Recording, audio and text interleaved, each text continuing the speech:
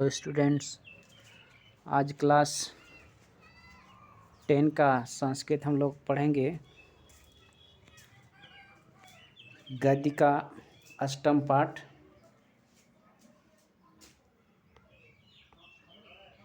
इसमें है कर्मवीर कथा। सबसे पहले कर्मवीर का अर्थ समझेंगे। कर्मवीर का अर्थ क्या होता है? जो काम में वीर हो। अर्थात यदि आप छात्र हैं तो अपने अध्ययन में वीर होना चाहिए। अपने अध्ययन को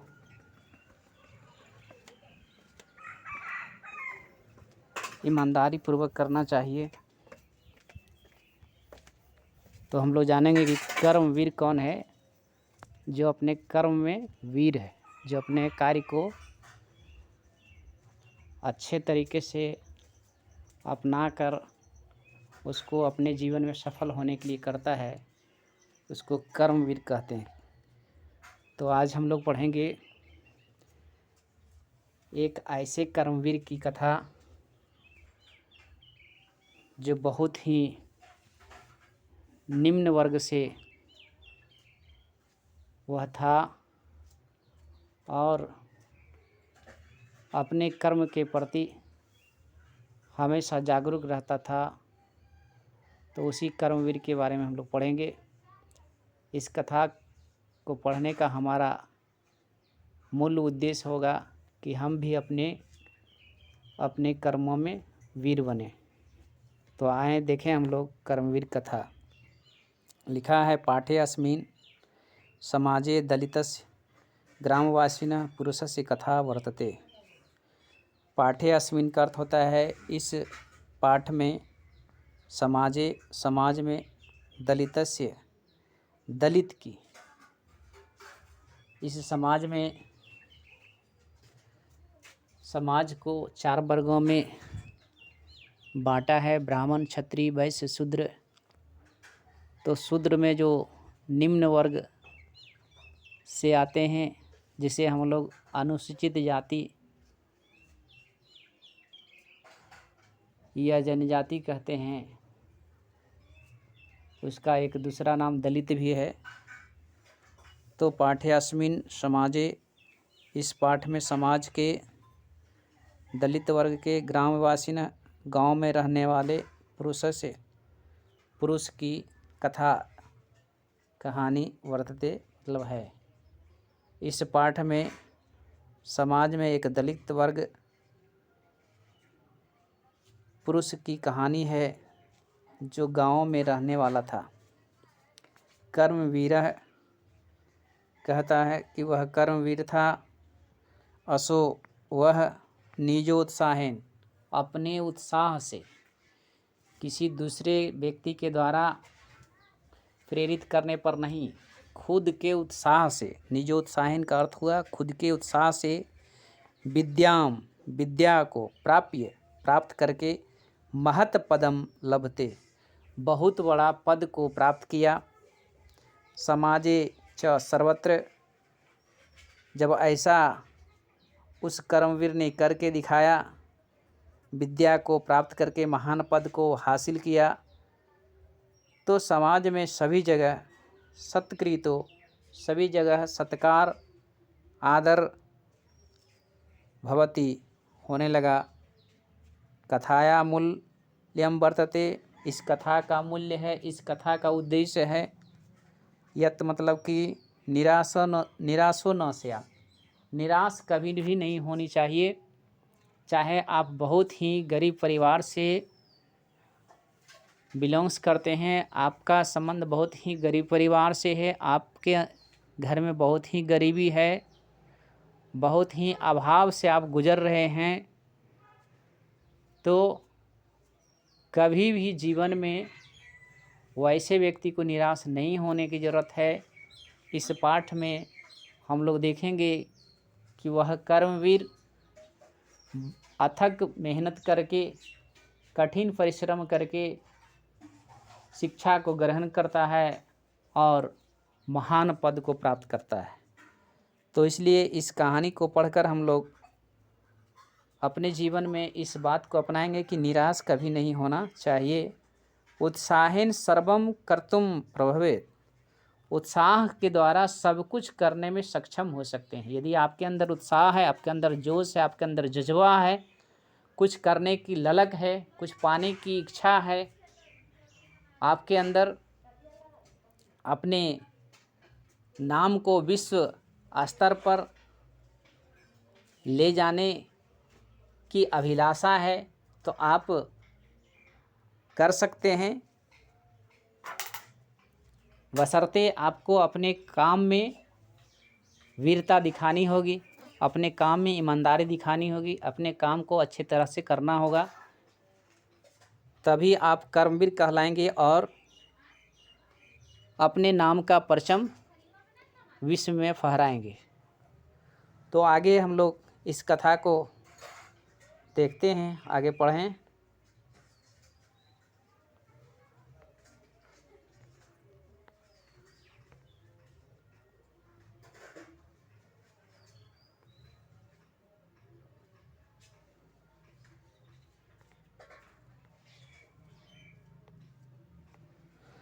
आगे है अस्ति है विहार राज्य के दुर्गम प्राय, मतलब कठिन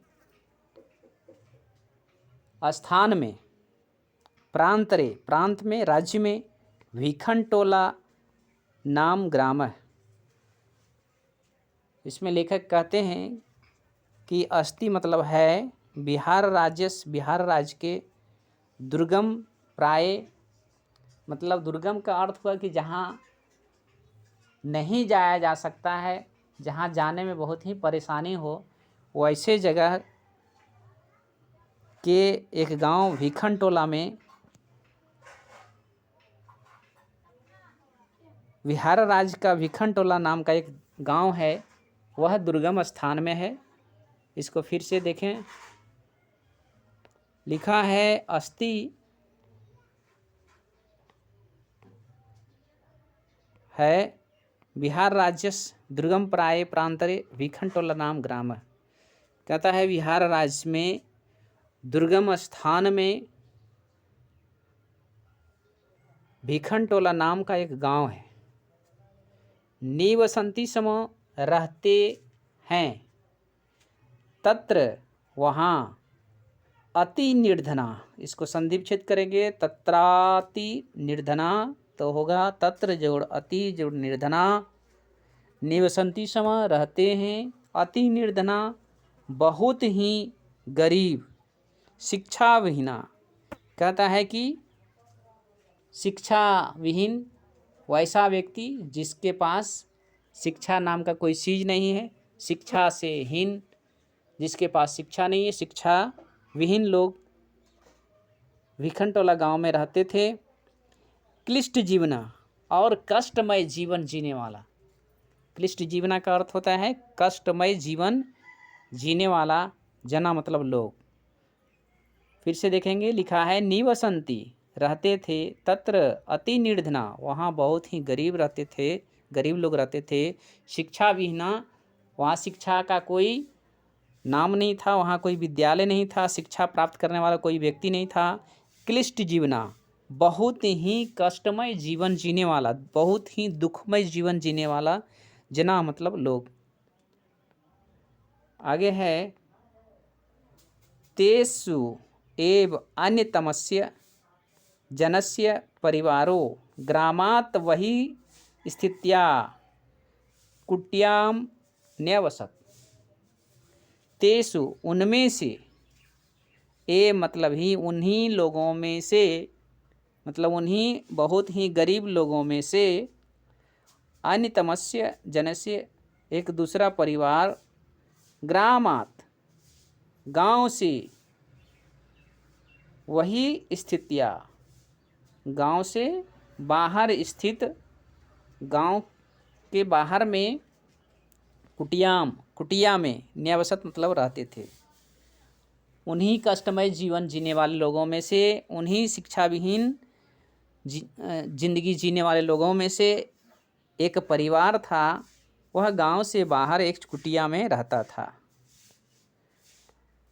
उसके कुटिया के बारे में लेखक ने लिखा है, कुटी तु जीर्ण प्रायत्वात्।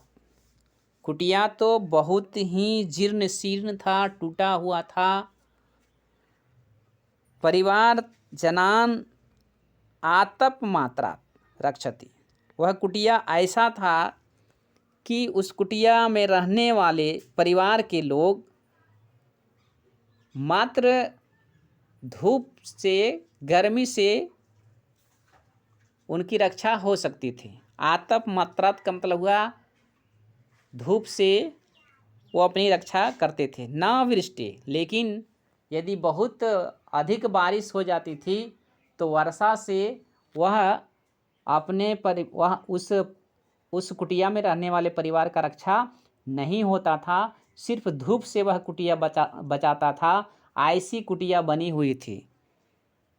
तो कुटिया के बारे में, उस परिवार की कुटिया के बारे में लिखा है, कुटी तो जीर्ण प्रायत्वात्। कहता है कुटिया तो टूटी फूटी थी, टूटी हुई थी। परिवार जनान आतप मात्रात, परिवार के लोग सिर्फ धूप से जो है रक्षा करते थे, ना वृष्टि, वर्षा से नहीं।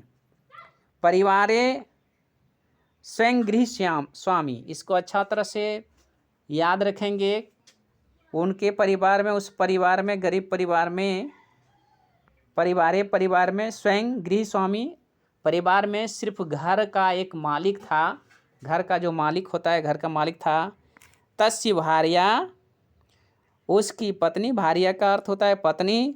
तयोरेके, तयो मतलब उन दोनों के, अर्थात उस गृह का स्वामी और उसके पत्नी के, तयोर एक पुत्र, उसको एक पुत्र था।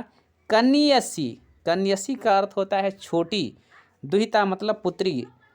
च इति आसन, कहता है और ये सभी थे। अर्थात उस परिवार में 4 व्यक्ति थे। पहला था घर का मालिक, गृह स्वामी। दूसरा तस्य भार्या, उसकी पत्नी। तीसरा तयोर के, उसका तीसरा पुत्र था। और चौथा कनिष्ठी दुहिता और छोटी पुत्री थी। आगे हम लोग चलें। लिखा है, तस्मात् ग्रामात् क्रोशमात्र दूरम प्राथमिको विद्यालयः प्रशासन संस्थापितः। तस्मात् ग्रामात्, उस गांव से। कौन सा गांव है? भीखनटोला नाम था गांव का। भीखनटोला नामक गांव से। तस्मात् ग्रामात् का अर्थ हुआ भीखनटोला गांव से। क्रोशमात्र दूरम, कोस, एक कोस की दूरी पर। प्राथमिको विद्यालय, प्राथमिक विद्यालय। प्रशासन, प्रशासन के द्वारा, सरकार के द्वारा स्थापित किया गया। उस भीखनटोला गांव से 1 कोस की दूरी पर प्राथमिक विद्यालय प्रशासन के द्वारा स्थापित किया गया था। तत्र को, वहाँ एक नवीन दृष्टि संपन्न।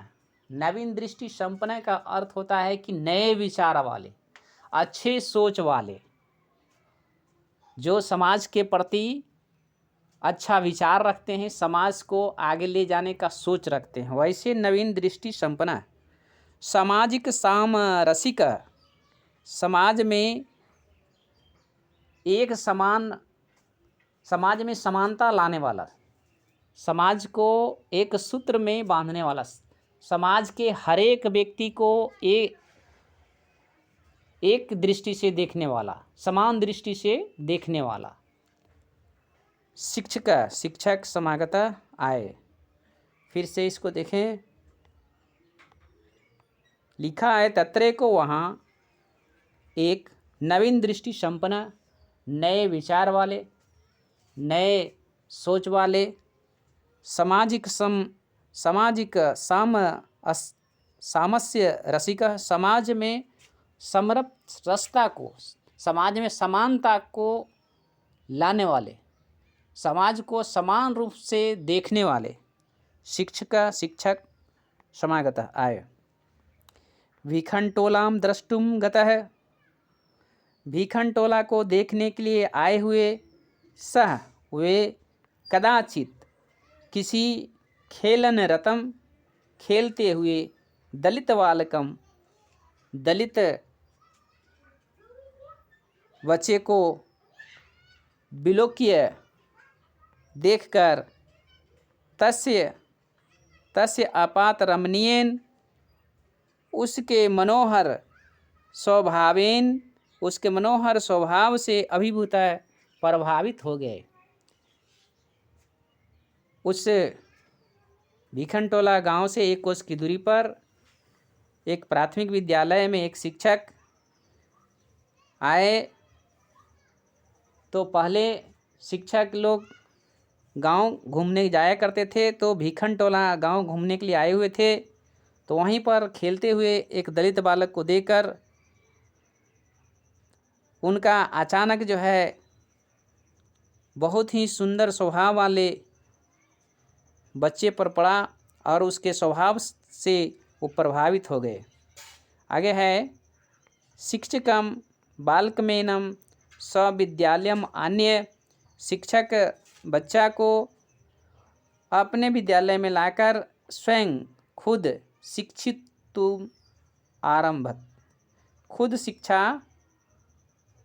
शिक्षित करने लगे। शिक्षकम बालकमेनम शिक्षक बच्चे को स्वविद्यालय में आने अपने विद्यालय में लाकर स्वयं शिक्षितुम आरंभत खुद शिक्षा देने लगे। आगे है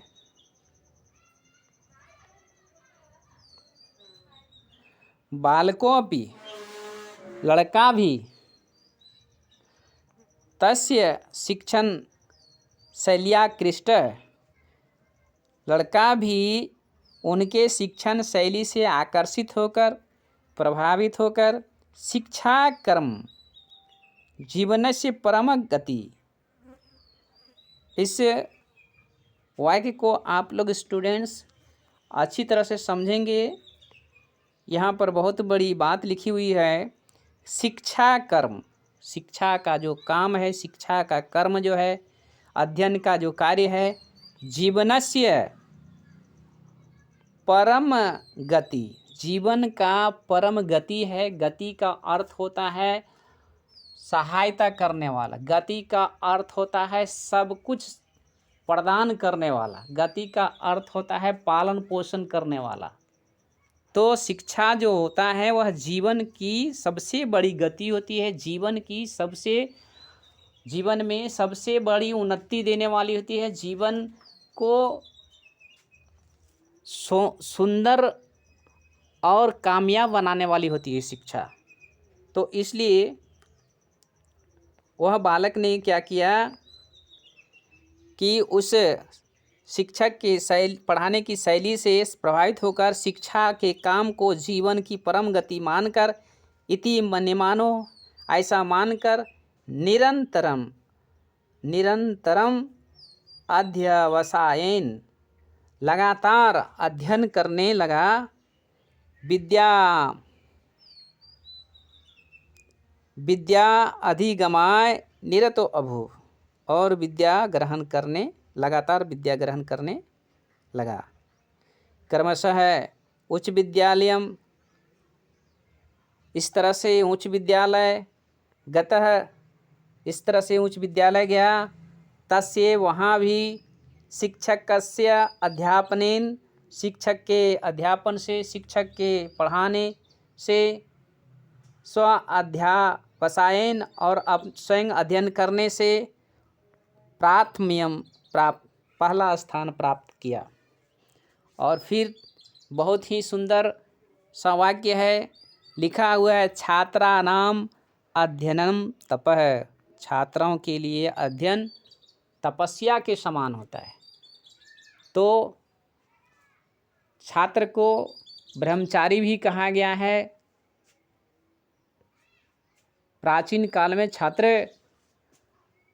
अपने गुरु के शरण में रहकर, उनके आश्रम में रहकर शिक्षा ग्रहण करते थे, अर्थात तपस्या करते थे। इसलिए यहाँ लिखा है छात्रा नाम अध्ययनम तपः, छात्रों के लिए अध्ययन क्या है? तपस्या के समान है।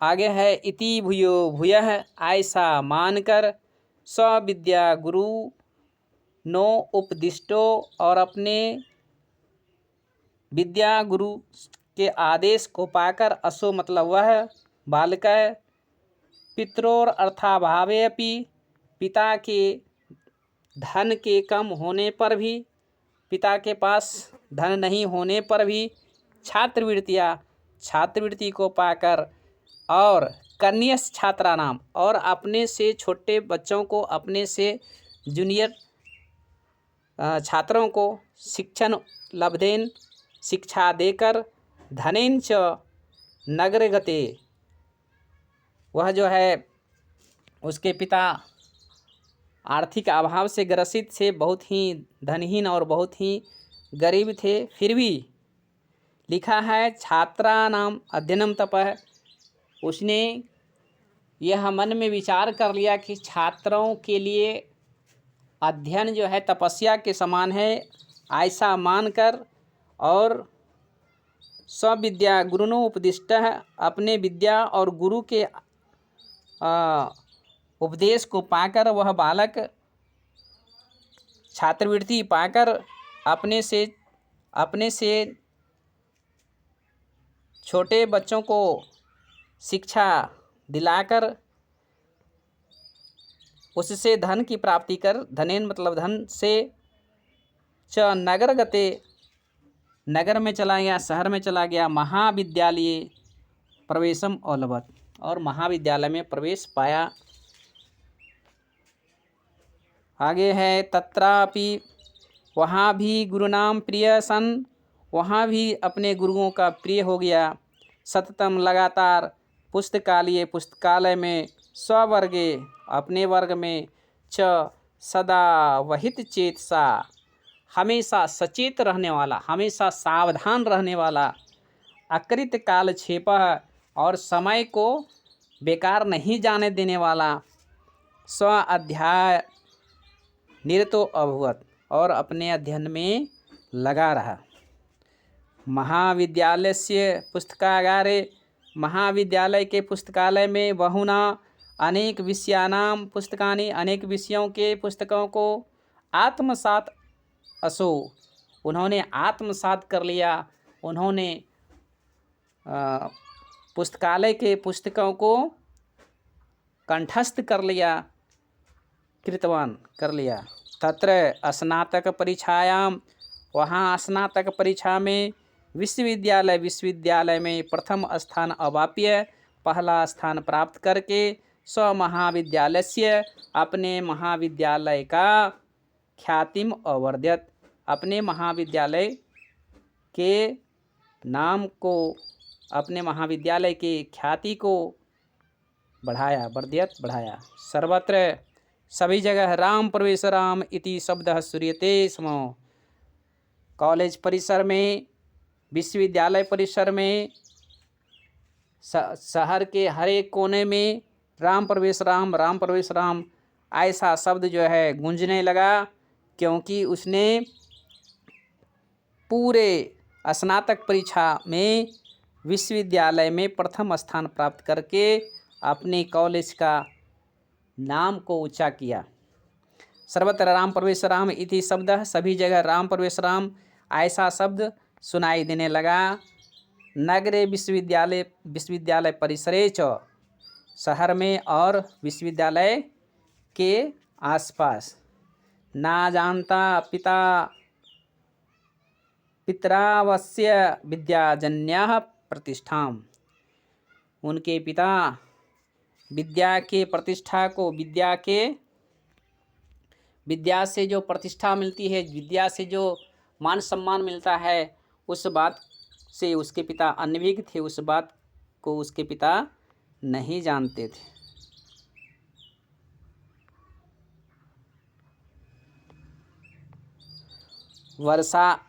वर्षांतरे असो, एक वर्ष के अंदर, केंद्रीय लोक सेवा परीक्षायाम अपि, केंद्रीय लोक सेवा परीक्षा में, UPSC एग्जाम में, स्व अध्यावसायेन, अपने अध्ययन से, व्यापक विषय ज्ञानेन विषय के विस्तार ज्ञान से च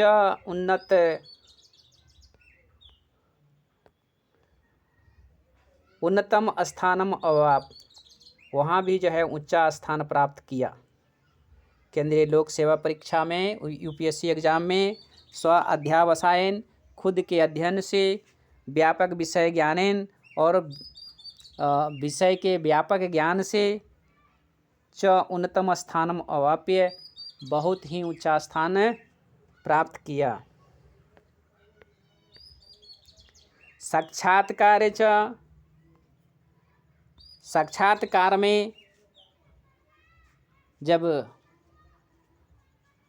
उन्होंने यूपीएससी एग्जाम में ऊंचा स्थान लाया, अच्छा स्थान लाया, तो साक्षात्कार में, इंटरव्यू में समिति सदस्य तस्य, समिति के सदस्यों का व्यापकेन ज्ञानेन विस्तार ज्ञान से, तत्रापि वहाँ भी, तादिर से परिवार परिवेशे, और वैसा परिवार से संबंध रखने के लिए, कृत्य के लिए च परम प्रीता अवन, उस साक्षात्कार में जो समिति के सदस्य थे, वह समिति के सदस्य भी उसके विस्तार ज्ञान को जानकर और उसके परिवार के परिवेश को जानकर कृतेन श्रम अभ्यासेन, और खुद के अभ्यास को जानकर समिति के सदस्य परम प्रीता अभवन, कहता है बहुत ही खुश हुए। अद्य राम परमेश्वरामस्य प्रतिष्ठा स्वप्रांते केंद्र प्रशासने च प्रभुता वर्तते, आज भी राम परमेश्वराम की प्रतिष्ठा, राम परमेश्वराम का मान सम्मान अपने प्रांत में अर्थात बिहार में और केंद्र प्रशासने च, और केंद्र प्रशासन में बहुत अधिक है। तस्य प्रशासन क्षमता, उसके प्रशासन क्षमता से संकट काले, और संकट काल में उसकी निर्णय से, उसके निर्णय सामर्थ्यम, निर्णय के सामर्थ्य सर्वेषाम आवर्जक वर्तते, सभी को आश्चर्यचकित करने वाला होता है। वह राम परमेश्वराम केंद्र प्रशासन में अपने प्रांत में अच्छा प्रतिष्ठा प्राप्त किया, और संकट काल में उसका निर्णय और सामर्थ्य सभी को आश्चर्य करने वाला होता है। नूनम असो वह करमवीरो, वह कर्मवीर व्यतीतवाधा, वह कर्मवीर व्यतीतवाधा प्रशासन केंद्रे, कहता है वह कर्मवीर बाधाओं को अच्छा से, बाधाओं को अच्छा से प्रशासनिक अच्छा प्रशासन देने के कारण लोकप्रिय संजात, लोकप्रिय हो गया। सत्यम उक्तम, सच कहा गया है, सत्यम उक्तम, सच कहा गया है। उद्योगिनः पुरुष सिंहम उपेति लक्ष्मी, कहता है उद्योगी पुरुष ही लक्ष्मी को प्राप्त करता है। उद्योगी परिश्रम करने से ही लक्ष्मी की प्राप्ति होती है।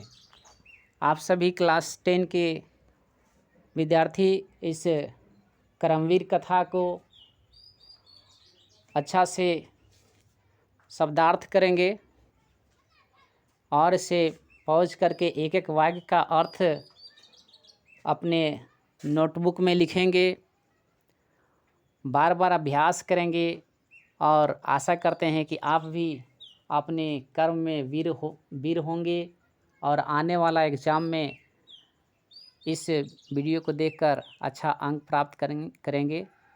थैंक यू, धन्यवाद।